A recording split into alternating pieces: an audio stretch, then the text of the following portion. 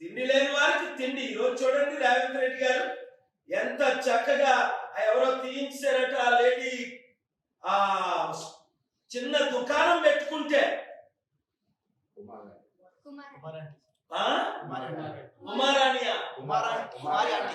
కుమారాంటీ అరే అందరూ వెళ్ళా కుమారాంటీకి డొనేషన్ చేయండి రా.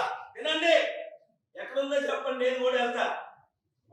అలాంటి మంచి వారిని మనం సపోర్ట్ చేయాలి సరికదా. వీళ్ళ మీద దాడులు.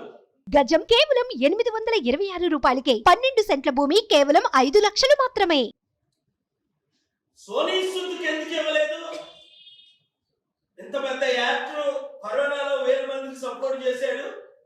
మన సత్తా మోదీకి చూపిద్దాం, మన సత్తా మోదీ తొత్తులకు చూపిద్దాం. చంద్రబాబు, జగన్, పవన్ కళ్యాణ్ తెలుగు సత్తా. ఎన్టీఆర్ అనుచరులందరూ రండి. అది చంద్రబాబు గది దొంగ, వెన్నుపోటు పొడిచే గది దొంగ. చెట్టు పేరు చెప్పి కాయలు అమ్ముకుంటున్నారు వీళ్ళందరూ. అంబేద్కర్ కేమో 450 కోట్లు ఖర్చు పెట్టి విగ్రహం అట. రాజ్యాధికారం ఏమో వీరికి, మనకేమో విగ్రహాలు. ఎందుకు? మనం బీసీలు దళితులం కదా.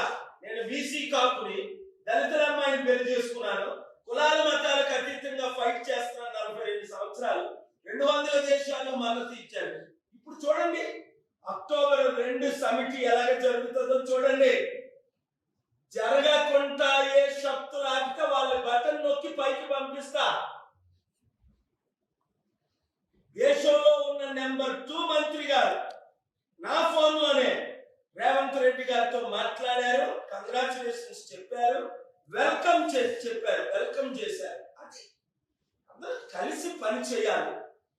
10 సంవత్సరాలు బంగారు తెలంగాణ, అప్పుల తెలంగాణ అయిపోయింది. ఇప్పుడు దాన్ని మార్చడానికి నేను కేసీఆర్ గారిని, కేటీఆర్ గారిని కూడా కలుస్తున్నాను.